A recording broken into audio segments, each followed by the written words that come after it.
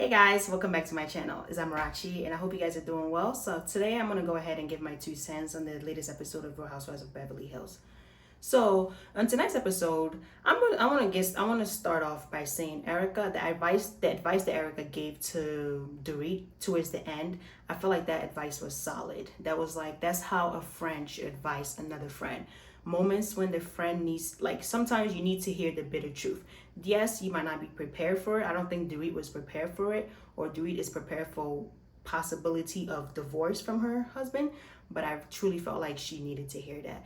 And Bozema's like Boz, and how she kept like, yeah, I was like, Boz, really? But her commentary was funny. So in today's episode, the Dorit, Bozema, Erica, and Kathy, they're having a dinner at Kathy's house. And then the other three ladies, Sutton, Garcelle, and Kyle, are going over to Augusta. So Sutton wants to go visit her mother, so she decided to bring Garcelle and Kyle along because Garcelle and Kyle have both lost their mothers. But Sutton kind of alludes that she and her mother, they don't really have like the best of relationships. So it seems like Sutton is yearning for her mother to, basically show her more affection, to her mother to be more vulnerable with her emotionally, but that's not what she's getting. So so they get to Augusta. Avi is there waiting for them. So Avi meets them at the airport. They go over to the house, and we meet Sutton's mother. Her name is Reba. She comes in, and Garcelle goes in to give her a hug. She hugs Garcelle, and then Kyle comes over and gives her a hug. And when she's hugging Kyle, she's like, "Oh, you're so pretty." And then Garcelle's like, "Oh, why didn't you say that about me?" And Garcelle goes out to the foyer to go bring something. So she hands Reba a box, and Reba's like, "What is it?" Garcelle's like, "I can't tell you. Open it." So Reba opens it, and it's a scarf, and it was Reba. Reba was not impressed. Reba was not impressed at all with the scarf. Garcelle was just like, I went to Saks and I picked it up, and so Reba makes a joke like, "Oh, she can use it as a sarong if she was skinnier." I don't know. I'm not kind of see why Sutton was a little apprehensive with the ladies meeting her mom. So that's why she didn't want to open it up to like the entire group. But I was just like, I don't know. The energy that Reba was giving up to Garcelle, I was just like, Miss Reba, what? Like, I don't know. She wasn't welcoming to Garcelle. And then another thing that got me is because Reba says that she's heard a lot about Garcelle. Garcelle said, "Oh, good things, I hope." And Reba responds, "We'll see." Something along those lines. "We'll see." I was like, "What do you mean?" I was like, "Wait, what you heard about Garcelle? Is it from Sutton, or is it what you've read on the internet?" Like, I don't know. I was like, Reba. So the ladies now go off to, they're going to the backyard to go see where Reba's house is, because Reba lives behind the house. So as they're going, Reba starts explaining that when Sutton left Georgia, she needed a place to come back to with her, the kids, and her ex-husband. So they didn't want to sell the property, so they decided to keep the property, but then they wanted somebody on property to be like overseeing it. So Reba decided that she was going to stay in the back of the house. So Reba says that, "Oh, Sutton's son is weird. One of the grandson is weird."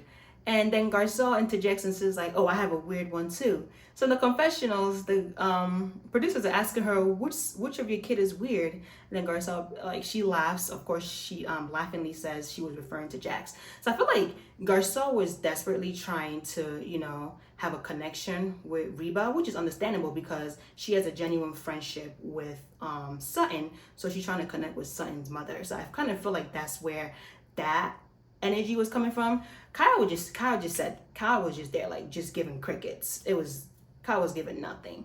So now we pan over to the ladies in Beverly Hills. All the ladies arrived to Kathy's house, and the ladies greet each other. Then Boz decides to open up and starts telling Kathy that she feels like Kyle is cold towards her because when she entered the group, she immediately took a liking to Dorit. Her and Dorit, like, they bonded very quickly, so she feels like Kyle is towards her. So she was asking Kathy for advice on how to approach Kyle and like, you know, how to basically deal with Kyle. In a nutshell, Kathy basically said that she walks in eggshells around Kyle. I was like, okay, this is probably why Kyle cannot take accountability, because I'm like, why can't you people tell your sister the truth? Like, if what you're doing is wrong, be like, girl, what you're doing is wrong. If what you're doing is right, be like, yes, girl. Like, ugh. So that's basically what Bose said. Bose was like, so you walk on eggshells around her? And then it was, but then on a lighter note, so we find out that Kathy says that she's Italian. So one of the ladies asked, oh, did you do 23andMe? She's like, no. She some lady in, I forget where she went, told her her ancestry. She like knew everything about it, told her ancestry, told her that she was part Chinese, 3000 BC. Bo said, what the I say, Kathy, what? The things that I feel like, originally I wasn't really feeling Kathy because I feel like she was just putting on for the camera with the things that she said, but I'm really starting to think that this is really who she is in person. Like, she's just very like, she's kind of like, I don't want to say kooky because I feel like that's like an insult, but I feel like she's just very like aloof. So she just like says, she doesn't think too much before she says, she just like whatever she's thinking, she lets it come out of her mouth. So we move on from that. So the lady, Kathy asks Dorit, so how are you? How are you doing? Dorit basically says her life is shits. And so Kathy starts asking her, oh, like, what's going on? So Dorit opens up about her, you know, separation with PK. And Kathy asks, well, you know, how old is PK? Dorit says 56. Kathy says, well, when I first met him, I thought he was 56. So I've known him for a very long time. I say, what? I was like, Bose was me, because Bose was like the shade of it all. That was shade. But I feel like Kathy's a girl's girl. Like, if you're going through something, I feel like Kathy is the person for you to call, because she will make you laugh. She might throw jabs at the person that's like, you know, because remember the same way she threw jabs at Mauricio when they were doing that pizza party for Kyle? Same way she's throwing jabs at PK. So Kathy, she's a girl's girl, unlike Kyle, her sister. But, well, I don't really know Kathy like that, but I'm just based on the little glimpses like we get on here.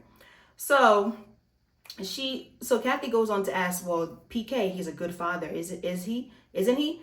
And Dorit says no. So Dorit opens up saying that PK travels for weeks and months at a time without calling the children. So she's constantly having to work overtime to tell the kids, oh, daddy called. Oh, daddy called to talk to you guys. Oh, daddy tried. So she's basically been covering up what's been going on in her marriage. I mean, that's understandable, because as most people don't want to like, I mean, I feel like, I don't want to say it's your job, but it kind of like, it's like a sense of duty for you to always like protect your spouse, for you to like have people think the best of them, have the image that they have outside be good and proper. So I don't really fault Dorit for, you know, not opening up sooner about what's going on in her marriage. And anybody who does, well, I don't know what to tell you, but I don't really fault her for that. So she opens up that she woke up to a 7-page letter from PK. In that letter, PK is basically saying that she has, 1 month to 2 months to assume the responsibility for the mortgage, and that basically he doesn't want to pay the mortgage anymore, and that listed out a bunch of things that Dewey has to do. And basically, if she doesn't, then they're going to, he also talked about custody in the letters, and also there's going to be lawyers involved. So Bose asked, do you think he still wants to be married? And Dorit responded, no. So Erica asked, so what are you waiting for? So Dorit is kind of like hesitant, because she's hesitant to file. So Dorit says that maybe she wants to make sure that this is truly what she wants, that there's no going back. And then Erica says, well, based on if what you're telling us is true about those and what is in those letters, 7-page letter that he sent you, then PK is done. Like, you're in this marriage by yourself. So Erica starts, giving Dorit the hard truth that she needs to start thinking about herself now that the gloves are off. When it comes to divorce, that's like, people change. Person that you were once in love with, person that you thought like you can move mountains with, person that you thought would be your best friend, the gloves are off and like they're coming in for the jugular. So she basically giving Dorit the hard truth. And it was I kind of felt for Dorit in that moment, because you could tell that she felt defeated. She didn't want to make, and I don't expect her to make any decisions on the spot. That's what Erica gave her, was a food for thoughts. Like, go home, let this marinate, and then start thinking about you and your children. And then we also find out that in the state of California, if a couple has been married for 10 years or more, then all the properties that was acquired during their marriage will be will be split in half, and then one person will pay the other spousal support for a lifetime. So we find out that PK is basically trying to get this divorce proceeding rolling before that 6 months. And based on the time that they were filming that, based on the time they filmed that scene, their 10-year marriage anniversary will be in 6 months. Both said, "Oh my God." Bose, I felt you. I was just like, wow. So yeah, I said, damn. But my thing is, what is PK is in debt? What does he have? Like, what do you have? Based on what's circulated on social media, allegedly you have debts flying all over the place. So I guess Dorit, you should be happy. So you don't have to like assume part of that debt that he has to pay back, unless the debt is in both of you guys' name. But apparently PK is trying to get this divorce going, so he doesn't have to so he doesn't have to pay divorce spousal support for a lifetime. And apparently Dorit is not even his first wife, so he has a previous wife and he has children with her. Now we go back to Augusta. So now the ladies are Luigi's. It seems like a mom and pop pizza shop. Not just a pizza shop, Italian shop.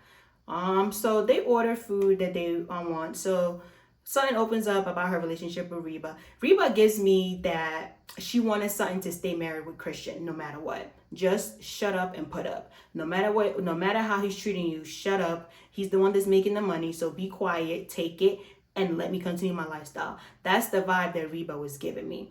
So Sutton tells us that when she first opened up her store, she brought her mother over, and she was hoping for some excitement, some encouragement from her mother, and her mother didn't show anything. Her mother was just very stoic. And so Sutton is basically saying that she just wants respect from her mom. And Garcelle is trying to dig deep to understand exactly where Sutton is coming from, and also trying to also defend Reba. So we found out that when Sutton told Reba that she was getting a divorce from Christian, her first question was, who's going to pay for all this? So Garcelle was like, well, as a mother, yeah, but she's thinking okay, how is my daughter going to survive? How is my daughter going to keep up? Sutton was like, no. She was asking as if how am I going to maintain my lifestyle? That's what she was asking about. She didn't care about me. She was just thinking about her lifestyle. So Sutton is saying that she just wants her mother to respect her. She wants more, affection, sort of, from her mother. She wants her mother to because Sutton says she wears her heart on her sleeve, whereas her mother is very closed off. So Garcelle takes it upon herself to tell Sutton that she's going to go ahead and have a discussion with Reba, and after she does that, she's going to basically run. And I agree with Kyle. This is the one time I agree with Kyle. Kyle basically said that Garcelle does not know Reba, so for her to feel like she needs to meddle and head this discussion is presumptuous. And I agree, because I was like, Sutton, Reba already doesn't like you. The vibe that she gave when she first met you in that kitchen, Reba does not like you. So whatever you have to say to Reba, it will not be well received. So, but y'all, that's my 2 cents on the episode. You guys let me know what you guys think, and I'll see you guys in my next review. Don't forget to like, comment, and subscribe. Peace.